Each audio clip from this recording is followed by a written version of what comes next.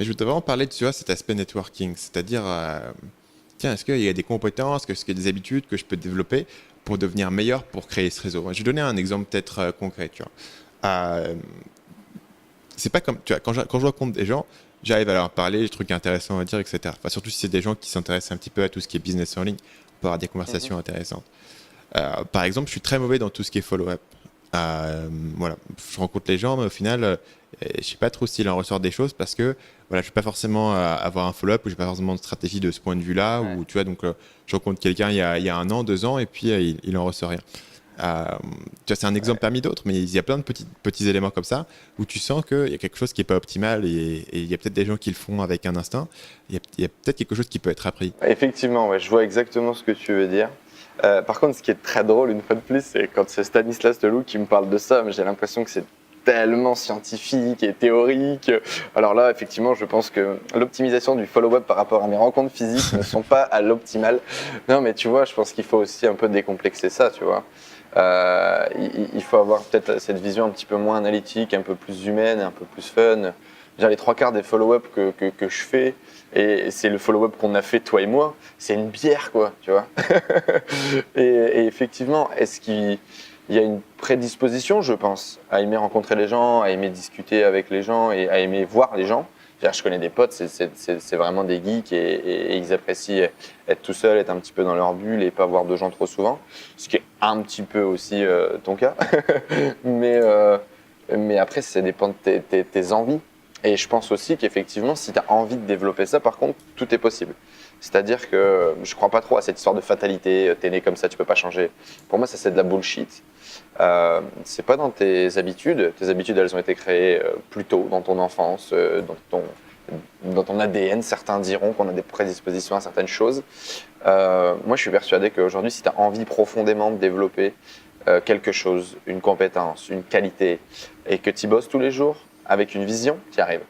Donc, typiquement, par rapport à cette idée de stratégie de rencontrer des gens, eh bien, tu commences par le commencement. C'est-à-dire que tu vas à des meetings, tu rencontres des gens et tu te dis, OK, aujourd'hui, je vais essayer de parler à 10 personnes et je vais essayer de comprendre quelles sont leurs activités et quels sont le point commun que j'ai avec eux. Et tu focuses là-dessus et tu prends leur numéro de téléphone. Et derrière, effectivement, tu te dis, bon, ben voilà, ces 10 personnes-là, je vais leur relancer un email JJ et je vais leur relancer un email J+30 pour savoir ce qu'ils deviennent et est-ce qu'ils veulent pas boire une bière. Et si tu veux, effectivement, aujourd'hui, au début, tu vas te forcer un petit peu, tu vas essayer de mettre un système là où un système ne devrait pas forcément l'être, parce que voilà, ça peut paraître un peu bizarre parfois de vouloir systématiser les relations humaines. Mais au début, quand c'est pas dans tes habitudes, quand c'est pas dans tes mœurs, je pense que ça peut être bon. Et donc effectivement, c'est marrant que tu en parles parce que dans le dernier cours là, que j'ai pondu, il y a toute une partie effectivement comment améliorer, rencontrer des gens et puis développer un peu ces compétences-là. Et effectivement, je challenge les gens en disant bah voilà, aujourd'hui tu vas te faire un networking par mois par exemple, et tu vas toi organiser un networking par mois. Aujourd'hui, on a tous du réseau. Et de proche en proche, on a un réseau qui est énorme. Il y avait une statistique qui était tombée où on était tous à 5 personnes de Barack Obama ou un truc comme ça, quand il était devenu président.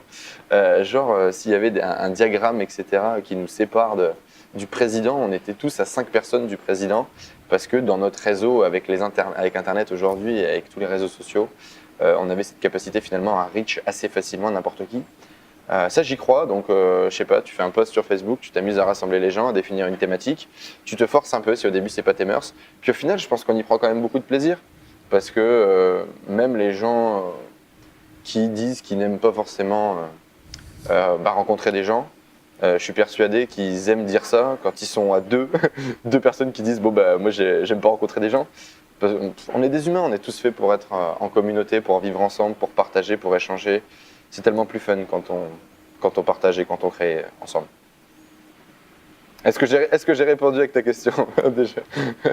Je suis Ouais, parti tout loin. à fait, tout à fait. Grosso modo, le point sur lequel tu mets le doigt, c'est en gros ce qui toi te permet de le faire et de continuer de le faire avec plaisir et que ça marche bien pour toi, c'est que tu t'amuses en fait à faire ces Ouais. rencontres. Et un truc qui m'avait fait marrer à suivre sur ta chaîne, c'était que tu avais fait une espèce de tour de France où même tu avais été au Canada, tu avais des vidéos avec Olivier Lambert et tu rencontrais tous les gens que je connais que je connais, entre guillemets, ils sont passés dans mon podcast, où je les ai vus une fois à Paris, etc., qui sont dans toute la France, et tu apparaissais dans les miniatures avec chaque personne, parce que tu faisais le tour de France, tu allais rencontrer chaque mec.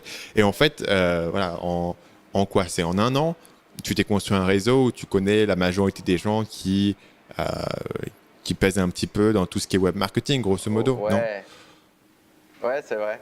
Maintenant que tu le dis, c'est vrai. Euh, Alors, Tu t'en rends peut-être pas compte, mais c'est quelque chose qui est assez rare. Enfin, j'ai pas vu beaucoup de gens faire ça. La plupart des gens sont soit trop timides, soit n'y arrivent pas, soit n'arrivent pas à créer ces contacts parce que tous les gens dont on parle ne sont pas forcément méga accessibles ou ils sont assez sollicités et du coup, voilà, ouais, il y a assez peu de gens qui peuvent créer tous ces contacts aussi rapidement. Et toi, tu as l'air de l'avoir fait assez efficacement, quoi. C'est pour ça que c'est intéressant de voir le point de vue où ça devient naturellement. Euh, et on mais voit que c'est pas un effort je vais énorme pas pour toi. faire Ça a non l'air plus d'être le un mec gros sur point. qui c'est tombé sur le coin de la tête, tu vois, c'est quand même réfléchi et Ouais. calculé. Je savais où je voulais aller. Quand j'ai commencé dans le business traditionnel, je voulais un mentor. Je savais pas ce que ça voulait dire à l'époque, mais je voulais un mentor. Je voulais un mentor commercial qui m'apprenne le métier du commerce, parce que moi je faisais du commerce, mais à l'arrache comme un gitan, si tu veux. Comme je le voyais, comme je le sentais. J'avais aucune notion de client, de ROI, de prospection, de cold prospection, de cold calling, tu vois, j'y connaissais que dalle à tout ça. Donc je voulais vraiment quelqu'un qui m'apprenne le truc, etc. Donc j'avais déjà cette vision, si tu veux, de mentorat. Et ça n'a fait que s'accentuer. Et quand je suis arrivé à Paris, j'ai eu la chance d'avoir mon premier vrai gros mentor, même si j'en ai eu avant, je l'ai compris qu'après.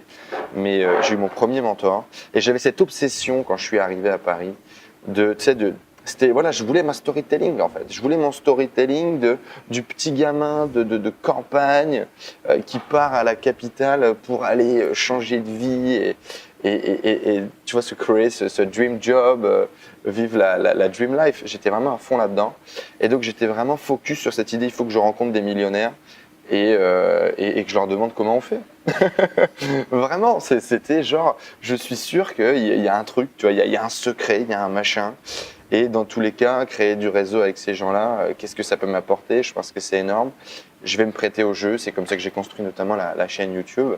Et si tu veux, de proche en proche, où j'en ai rencontré de plus en plus, mon mindset s'est développé de ouf. J'ai accédé à des plus gros business.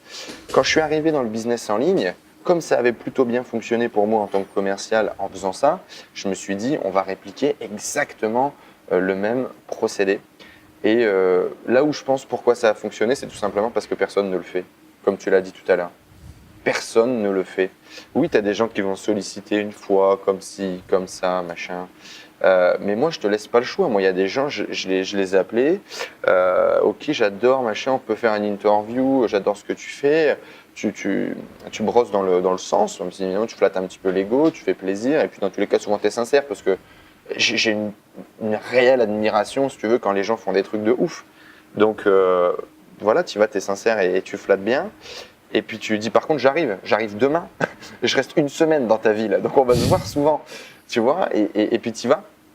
Et puis je sais pas, peut-être une question de bonne humeur, une question de sourire et d'énergie, et effectivement ça s'est plutôt bien passé. Mais dès le départ, si tu veux, je m'étais dit ok, je suis nouveau dans ce milieu-là, il faut que je comprenne les ficelles, il faut que j'arrive à visualiser aussi, parce que je savais toujours pas ce que je voulais faire. Et même à date, je suis pas persuadé de savoir ce que je veux faire dans la vie, tu vois. Donc il fallait vraiment que j'ai ce spectre un peu large de ok, quels sont les moyens pour gagner de l'argent sur Internet? Je me suis dit que je vais rencontrer chaque acteur qui est visible et qui fait ça. Et puis je vais lui demander, ok, comment on fait? Est-ce que tu peux nous en parler dans cette vidéo YouTube? Et bien évidemment, derrière, tout ce qui se rajoute en off, c'est cadeau, c'est pour Bibi, tu vois.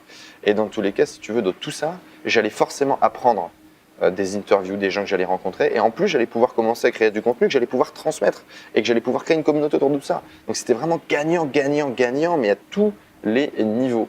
Et donc voilà, je suis parti dans ce délire-là. Et puis c'est comme tout. C'est-à-dire qu'au début, effectivement, j'ai interviewé mes potes. J'ai interviewé mes potes qui avaient fait des trucs un peu sympas, voilà, parce que je commençais à créer un petit peu de réseau. Et puis quand on a 2, 3, 4, tu arrives à en choper un. Ce mec-là, quand tu vas en interviewer un autre, tu dis, tu sais, lui, il est passé sur mon podcast, du coup, tu veux pas venir? Et du coup, après, tu as l'ego qui prend, et puis après, c'est parti. Puis quand tu bosses bien, quand tu es sympa, voilà, et je sais plus, je crois que c'est toi ou quelqu'un d'autre et tu fais les demandes quand tu es à la bière. tu bois une bière et puis tu dis, au fait, maintenant qu'on est en train de sympathiser et de boire un coup, tu vas avoir du mal à me dire non, donc ça te dit qu'on fasse une interview ensemble. Et puis après, par transmission d'autorité, par transmission de connaissances aussi naturellement, je pense qu'on fait son trou. Salut, c'est Stan, j'espère que vous avez apprécié cet extrait du podcast Marketing Mania. Bien sûr, vous pouvez retrouver l'ensemble des épisodes du podcast, y compris les instructions sur comment vous abonner sur l'application Apple Podcast ou sur votre téléphone Android en vous rendant sur mon site à l'adresse marketingmania.fr/podcast. Je vous ai mis le lien dans la description de cette vidéo.